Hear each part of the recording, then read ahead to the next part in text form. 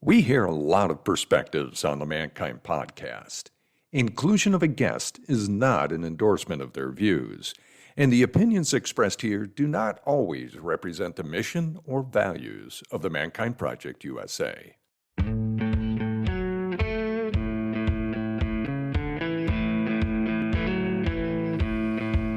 Looks like the rain has gone. Hey, welcome back. It's Boys and Hodgson on the Mankind podcast. We work in businesses and we live in a world where growing diversity, fundamental changes in our economy, and shifting cultural landscapes and expectations have changed the way many of us live. Today, I'm talking with Ray Arata about his work on the Better Man conferences and his new book, Showing Up: How Men Can Become Effective Allies in the Workplace. Now, I've had the pleasure of attending and even speaking at the Better Man Conference, which got started in 2016 and has now happened 13 times around the world. And I've gotten to see Ray and Ray's teams of leaders work, connecting with tens of thousands of men and women from hundreds of the biggest corporations on the globe that are working to create more effective, inclusive, and empowering workplaces. So, under the cover of what's often simply called DE&I work, diversity, equity, and inclusion work, are some things that men in the Mankind Project are very familiar with, and you're going to get some of this in this episode. Empathy, emotional connection, accountability, respect, impacts, understanding and taking responsibility for impacts. So, and here's another reason why I'm really interested in learning more and continuing to learn about how to show up more effectively as a leader. When I spoke at the very first Better Man conference in 2016 in San Francisco, one of the pieces that I talked about was Project Aristotle, which was a 4-year research project conducted by Google to find a secret to powerful teams. And the surprising result they got was that beyond all measures of skills, effectiveness, shared purpose, alignment, one thing made the ultimate difference in the success of teams, and that was psychological safety. The teams that have it win. And in a world where we have growing diversity, where we're looking to break down old barriers to leadership and gain advantages in a complex workplace, this DE&I work, diversity, equity, and inclusion work, which sometimes gets a really bad rap, is taking steps to build organizations that create psychological safety for more people more of the time. And what the research is showing over and over is that the businesses that are doing that well are succeeding. So to get there, as you'll hear Ray say, we all need to learn to get comfortable being uncomfortable.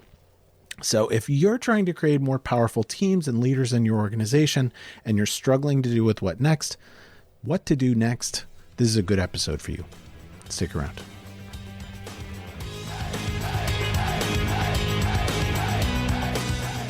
Hey everybody, it's Boys and Hodgson back with you for the Mankind podcast, and today I am speaking with Ray Arata. Say hi, Ray. Hello, hi, Ray. Being funny.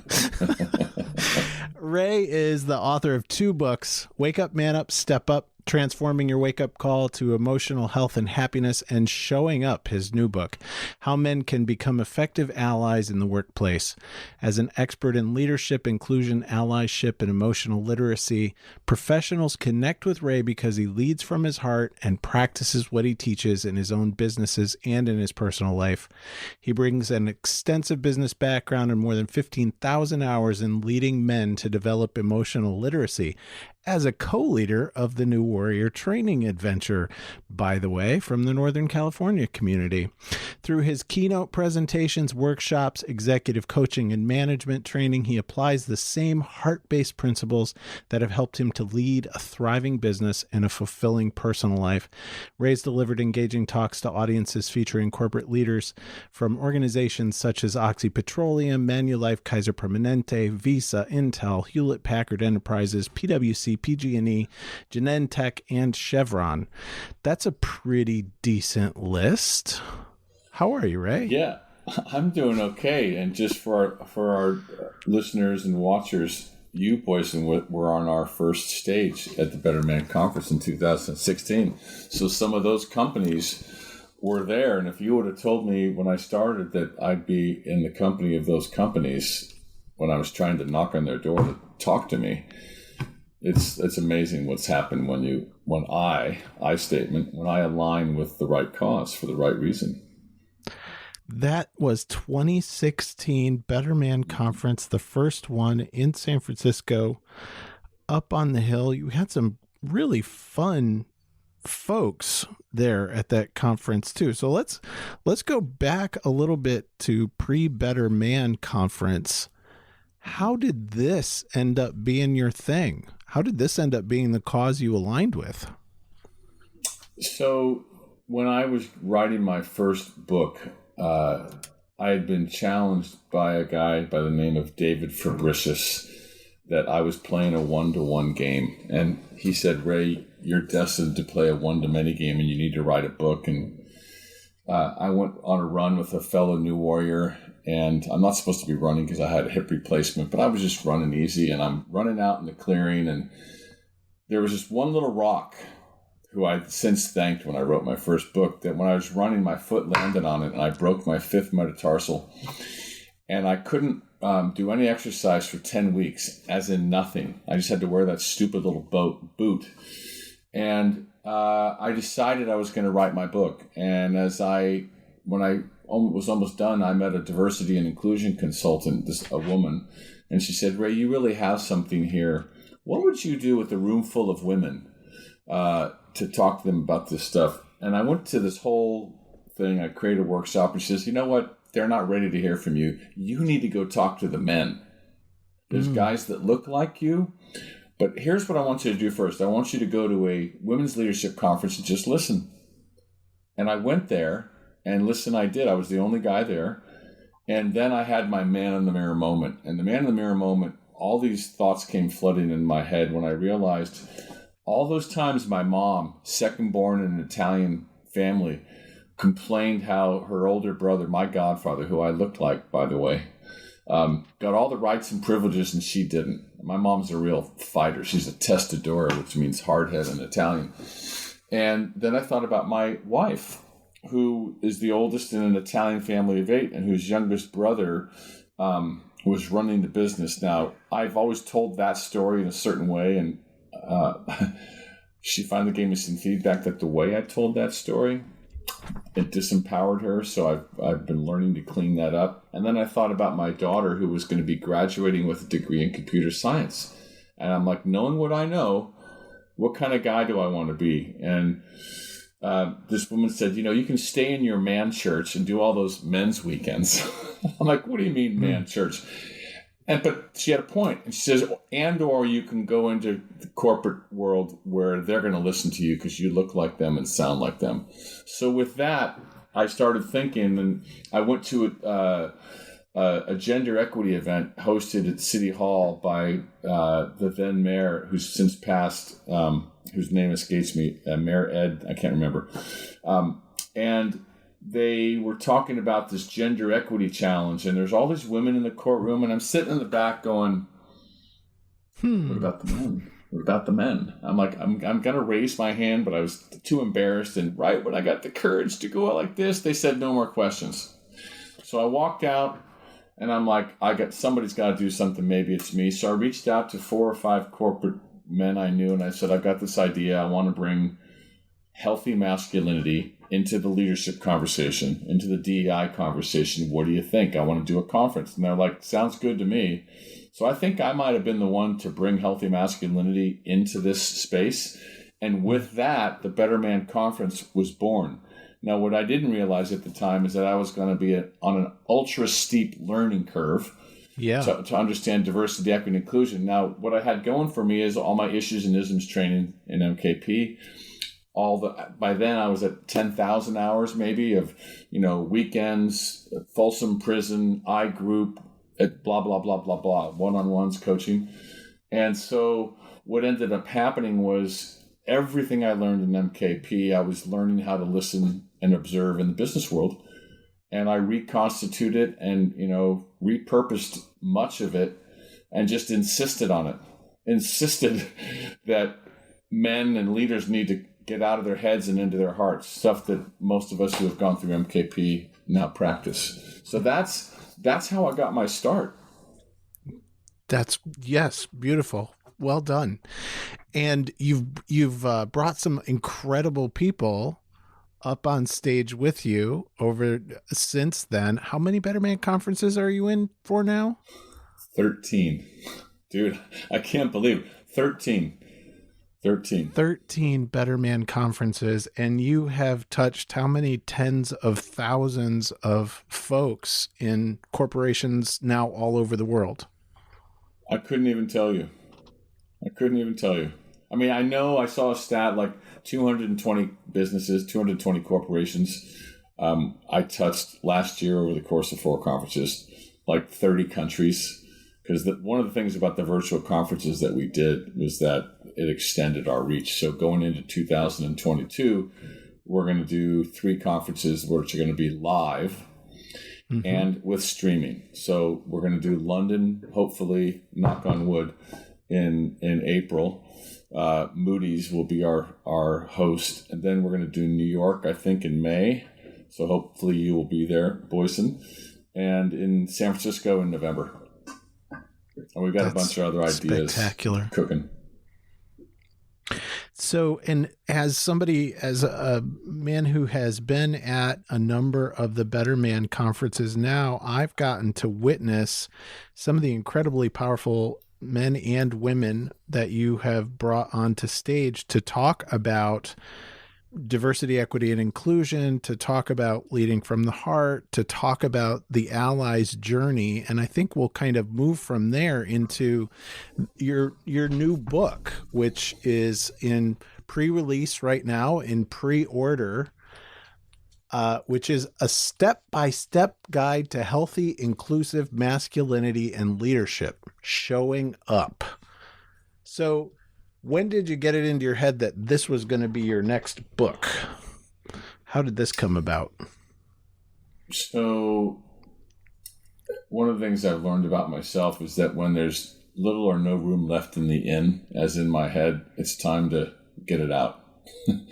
And my coach prompted me to, maybe it's time for you to write your book. And I had thought about writing a book for quite some time, but the time wasn't right, nor were the amount of my learnings sufficient. And so somehow I made a decision 2 years ago. I think it's time. And COVID certainly helped. And so this time it was even more legit. I reached out to Mike Robbins, a new warrior, author of 5 books. And he connected me to his agent. And then his agent said, okay, I'm interested. And then we had to write the book proposal. And then the proposal had to be submitted. And then the publishing company had to take interest. So all of these things. So that's what prompted me to write the book. The other thing is I knew that if I was going to leverage my subject matter expertise, it was time to write a book, because all the time I would get questions from both men and diversity and inclusion leads. What do I do? Just what do I do? Tell me what to do. And it's never that simple. I even write in the book, it's, I don't tell you what to do. I tell you it's more how to be. And then I'll give you some action. So, one of the things that the through line of most of the blurbs that I got, including Sheryl Sandberg, they all say that I turn good intentions into actions. And when I saw that reflection, that told me that I did a few things right. And so I wanted the book to be a roadmap for men to answer that question, to put them on the journey. Because it's kind of like not all guys are ready to go do an MKP weekend. Some are willing to try the I group thing, which is why I wrote my first book.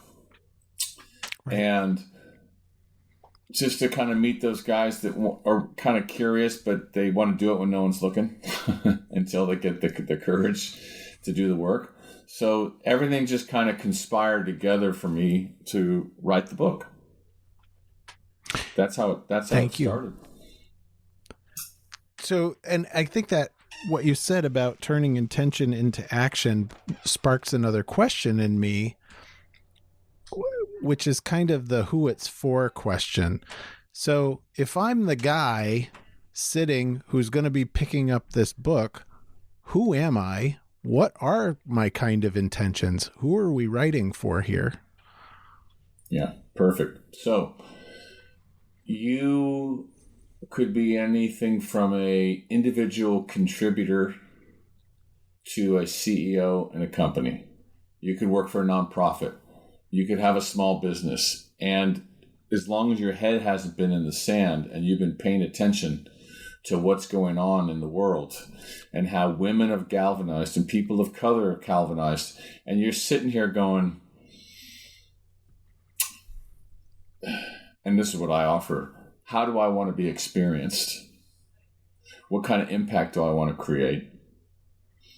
Do I want to win the war on talent and create an inclusive culture? There's so many questions you could ask yourself. And whether someone's come into your life or your company has said, hey, we're going through this diversity, equity, and inclusion thing, you might be that guy. Now, a better way for me to answer that question organizationally are what I call the 5 states of men that all of you will read about in the book, that after talking to all groups of men and people who are sitting the question, how do we engage the men in our company? I categorize these 5 states. So the first state is there's a group of men that feel threatened by diversity, equity, and inclusion efforts because they believe it threatens their job. Underline the word there. That's their unexamined privilege. And as our friend Michael Kimmel, who was on stage that very same year, who wrote Angry White Men, said the operative word is there, and privilege is invisible to those who have it. By the way, this is the same group of men who have been saying in the last 12 to 18 months, all this attention on white men, it's a distraction. No, it's not. Once again, that's unexamined privilege right up there in big lights. So that's a small group, not an impossible group to meet. And the way to meet that group is to get curious and to listen from the heart and to humanize privilege and to educate them, then to allow them to self-select. So as I go through these states, I'll give you an approach for each. Second group, the ones that don't feel included by diversity, equity, inclusion efforts. Those are the men that say, hey, there's an LGBTQIA group, there's a Latin American group, there's an African American or a BIPOC group. What about us? Now, the approach with those guys is maybe you might be feeling a little pain of exclusion, which is okay. Just feel into that. Now maybe we might have your attention with respect to what you can do as a cisgendered male to be more inclusionary. The next group is the biggest group of all, and those are the men that are afraid to say or do the wrong thing, so they don't do anything, which makes them complicit. Now, in MKP, we've learned about fear and how to breathe into fear and to use it positively as opposed to retreating. Now, one of the things I've learned as a white man is, and I have to talk about this, if the worst thing that's going to happen to me as I step on my path to allyship is that I stand up, speak up, call somebody out, or declare myself a white cisgendered male man using my pronouns, if the worst thing that's going to happen is that some guys are going to give me shit or I get kicked out of the boys club, I'm going to get over that. It's not like I'm a man of color who, if I pipe off in the wrong setting, I could lose my life. So I'm going to just take a breath and get past the white male fragility and tap into the dynamic duo of allyship, which is accountability and privilege. Privileges. All right? So that's the third group, and I know we can talk about some other stuff in there. The fourth group are the ones that want to do something, but they don't know what to do. Get them trained and coached and have them attend events that women and people of color put on and listen like I did at that first conference. And that the last group of men are the few, the proud, the advocates. These men are already sponsoring. They're already mentoring. They're already calling out inappropriate behavior. So hopefully that helps you and our listeners today to understand those 5 categories of men that sit inside an org. So then the question I put to all men is, which category do you align with and which do you aspire to? If you're enjoying the Mankind podcast, how about checking out an online men's group? Imagine a brotherhood where men really listen and support each other to be the best of who they are. It's free, confidential, and facilitated. Groups are available multiple times every week. Just go to bit.ly/open men's group to learn more. This is the kind of journey metaphor that you talk about, right? So Yeah. I'm going to just run them down again. Threatened. 1, don't feel included. 2, afraid to say or do the wrong thing. 3, want to do something but don't know what. And advocates. And where am I? Where are you? And where do you want to go? Where do you aspire to go? Right. And then I've done some keynotes to companies. I'll use the Slido tool, and then I'll say, okay, guys, now I'm going to ask the same question of the women or anybody else in the audience that doesn't identify as a man, and ask them in their experience, what group of men do they most often experience? And then we look at the percentages. Very interesting. It says a lot about a company culture. It says a lot about a company culture, and I just want to point out, as a white, cisgendered, heterosexual male also, who's been in those rooms, they are not the most comfortable rooms to be in sometimes. No. The Better Man Conference, there's definitely there's tension. There's a creative tension, constructive tension in the room. Yeah. So I'm going to back up. Being uncomfortable. Getting comfortable being uncomfortable, yes. And we're going to have to come back around just to shout out one of your hosts who you've had, one of your MCs who you've had on their conferences also. Yeah. So I'm going to back up about 3 steps too, because DE&I, diversity, equity, and inclusion work, there's buzzwords here. There's jargon here. Mm-hmm. What is that, and why do I care? So there's been an evolution of those words. Diversity, different ideas, different perspectives, different people. Kind of makes sense if we just keep it simple. Inclusion, everyone wants to be included, but if you're a white boy like me and you've always been in the boys club, most people don't get to be a member of that club, so it kind of sucks when you're not part of that club. So I understand that. I was always in the wrong fraternity, so I was always trying to get into the club for whatever that's worth. And then where it's evolved to, thanks to Pat Waters, who used to be at LinkedIn, is it's about belonging. And you mentioned in my bio, heart-based leadership, one of the principles is love. And people ask me, why is that one of the principles? And I say, because who doesn't want to be seen, heard, valued, and respected for who they are? That's love. And so imagine if people felt included, felt seen, heard, valued, respected at a company, they'd bring their A game. But if they don't feel seen, they've got to use all this labor just to get past unconscious behaviors and language of other people. Eventually they're going to say, I'm out of here. And they're gone. And companies can't afford that. Can't. Yeah, there's a bottom line part of this too. Companies can't afford that, period. And it's not just in the metaphorical can't afford it these days. It has real costs. Yeah, and that's the organizational answer. But for your listeners, for everyone who, as an individual, the question I put to all of you is, how do you want to be experienced? What do you want to be remembered for?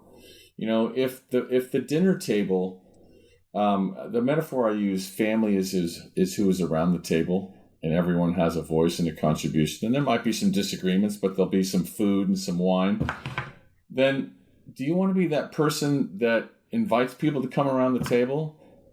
Do you want people to like you and love you and see you as a leader?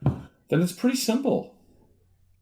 Take the blinders off, get interested, be self-introspective, and get curious about how what you're saying and not saying, doing or not doing, is landing on other people. And then say, is this the kind of guy I want to be?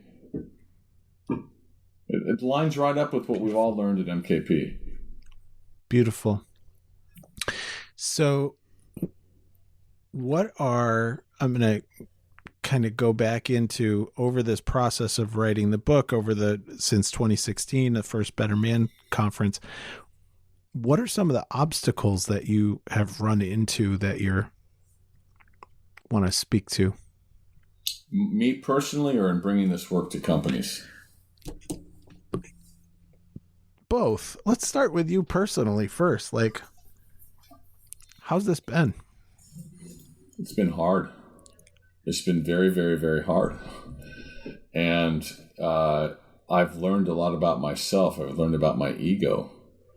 I learned about remembering that it's the success of the movement. It's the success of healthy masculinity. It's the success of men acting as allies and leaders that I need to focus on, not me. And I've learned that no matter how much I've done, I'm going to slip up and screw up. So I don't call myself an ally. I'm forever an ally in training. And the Allies Journey framework that we have, I just used it, a month ago. When, and for your readers, those 4 steps are: acknowledge my stuff, which is acknowledge my bias, privilege, man box behaviors, all the unwritten rules that men in MKP know drive our behavior, and my emotions. That's new for most companies when I talk to them, and I explain to them, imagine if someone comes up and says something to you what you said or did hurt them. A lot of men will go into shame, and most men in MKP know that shame is a big monster. And if you don't have your heart and head around shame and how it can drive you, you're going to go unconscious. You're going to get triggered. Same thing with fear, same thing with sadness, same thing with anger. So that first step's a biggie. The next step is listen with empathy and compassion. Listen to others, get interested in other people's experiences, but also listen to your emotions. Third, and this is a big one that MK guys love, take responsibility for the impact of your words and choices, and when necessary, clean them up. Sounds a lot like accountability, does it? And then fourth, commit to new actions and behaviors. So anytime I've screwed up, I've had to say, okay, what was driving the bus, right? Can I get curious and listen from the heart and ask the person, can you tell me a little bit more what I said and how it felt? And then I can move into accountability and say, I'm sorry what I did. And I'm going to commit to doing some work in my men's group so that I don't do this again. And get back to the front of the line and do it all over again. Yes. And what I've heard you say multiple times in this conversation is that focus on learning more. Yeah. And continuing, like I've heard you describe yourself as just learning. Yeah, I didn't know enough then. Yeah. Now I'm still learning. Yeah. And just to, kind of shout out who Ray is, at the Better Man Conference 2 times, I've seen Ray do this process live on stage after slipping in front of 200 people. In a suit, in a room full of suits, where, and just to speak to the beauty of who you are and how you show up, this is a guy in a suit at the front of the room with tears in his eyes when he says, thank you at the end of the day. And, that's what the Better the Better Man conferences are about for me. And recognizing in the room, seeing all the other men and women and non-binary folks in the room witness each other in that. Yeah. Wake up in that together. Yeah. That's what's been really beautiful. One of the things I learned in MKP around all the archetypes is what it means to be in my king. And so I was able to bring that to how I view intersectionality. And I learned, and I teach this to other white men, is what it means to center others and decenter myself, right? So even though my two partners in the Better Man leadership team are white, cisgendered, we're using our power position and plethora of privileges to center others. Good. Talk more about accountability and privileges. So privilege is a triggering word. A lot of people demonize the word, and I seek to humanize. So when I talk to people about privilege, I say to them, this is simply akin to advantage, and some of it's earned and some of it's unearned. So last time I checked, none of us said before we came into Earth, like, I want to be white, and I want to be 6'4", and I want to be male. That's accident of birth. Now, so I've got white, I've got male, I've got the tall guy privilege. I'm sitting down here, but I also have earned privilege. I also have, societal, economical, but I also have the ability to work from home privilege. And a lot of people over COVID didn't have that. So once I can own my privileges, own my advantages, and understand that a bunch of people don't have them, then the word choice floats up to the top. Yes. What do I want to do with those privileges? Do I want to keep them all to myself? Do I want to deny that I have them?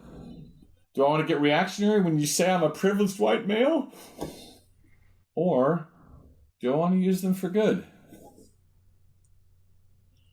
I'm a cyclist. It's kind of like riding to the front and letting someone get behind me and draft behind my wheel because I've got this body and I'm pedaling, and it enables them to go the same speed, and then I'll get out of the way. Yes. Everyone wins. We're both kind of going to the same spot.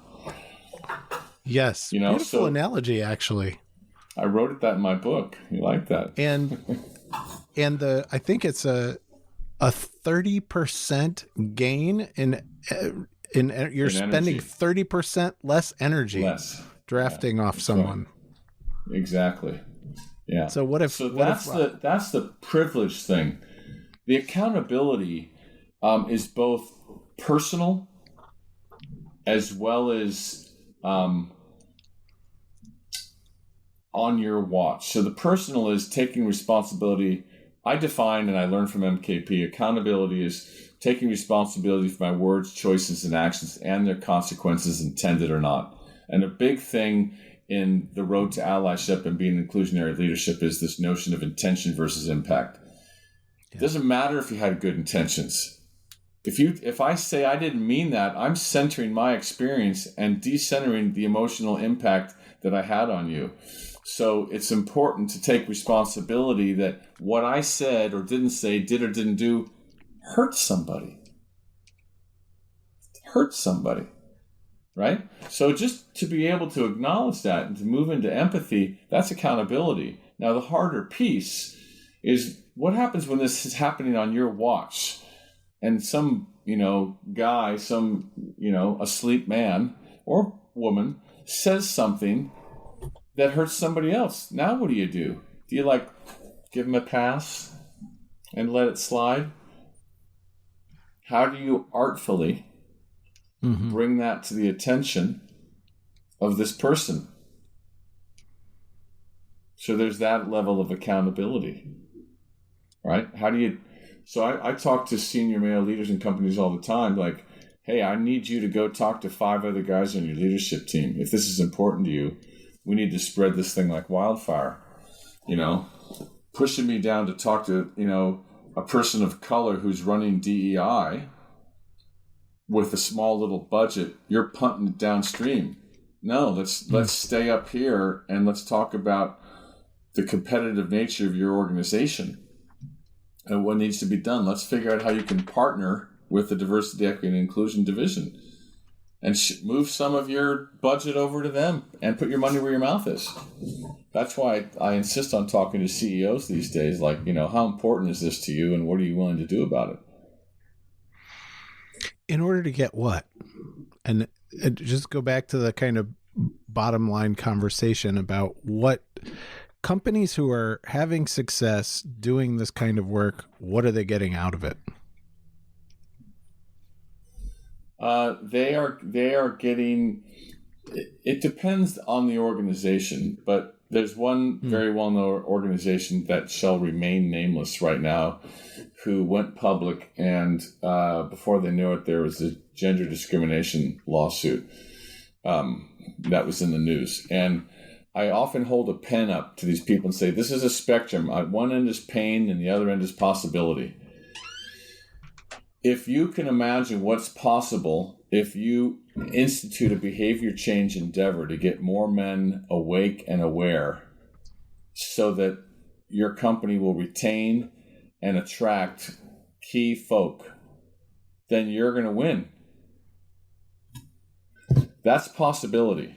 Imagine the message it sends to all your stakeholders and your customers. You care. Now, doesn't mean you can't get there if you're coming from a place of pain because some executive acted out or said something and found themselves in an unenviable, I need to get out of this whole position. Usually if that happens, then it tells you what else is going on inside the org. So companies that want to do this, do it for all the right reasons, business and culture, right? It's not just a moral thing, And when I say to men, I'm like, I don't care what your reason is. You could have been raised by a single mother. Your wife can be the major breadwinner. You could be thinking about your daughter, or it's business case. Just pick one of the cases. But if you don't pick one case, you're going to go the way of the dinosaur case, which is extinct. That's pretty stark. I had an organization yesterday tell me, we're the dinosaurs. I'm like, that's a problem. That's a problem. You might not want to be there. The meteor shower is coming. Exactly. I am paying attention as we're going through our time. So now you have 3 more conferences coming in 2022. This book is getting launched January 4th. Is that correct? Yes. January 4th. What is the big vision for where you're headed with showing up in the conference? So in a perfect world, this book would be in as many hands as men as possible inside most organizations across the globe, and not just the U.S., but across the globe. And maybe this year I'm working with 5 to 10 of the top organizations, bringing trainings to their men, keynote speaking, maybe working with some of the CEOs. That's what's possible. But the big, where I'm going after is my next project is going to be a docu-series treatment that I'm writing for Netflix or Apple TV. I don't know who yet.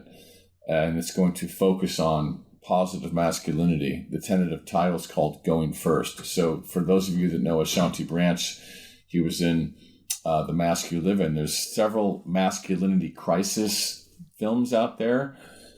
Just like in the 3rd round of iGroup, when we do a work statement, if I was to work tonight, I'd want to look at, I'm like, let's shift that. If I was to live and live the life I want, I'd want to live into some positive version of myself that gives me a context to do my work. So I'm applying the same philosophy to look at different slices of society and stories of positive examples of the new version of healthy masculinity. Now, it could be the football coach in Marin County whose number one job, according to him, is to teach these boys love. And this is football, Pop Warner football. I mean, just to give an example, whether he makes the edit floored, I don't know. And so that's I'm a visionary. I'm always thinking big, Boyson. So, but that's what's been coming through me of late. And there's probably another book, but I got to get through this one first. You got to get through this one first. So, Ray Arata, what's the last thing that you want to say? Leave with this is Mankind Project listeners and lots of other folks who aren't.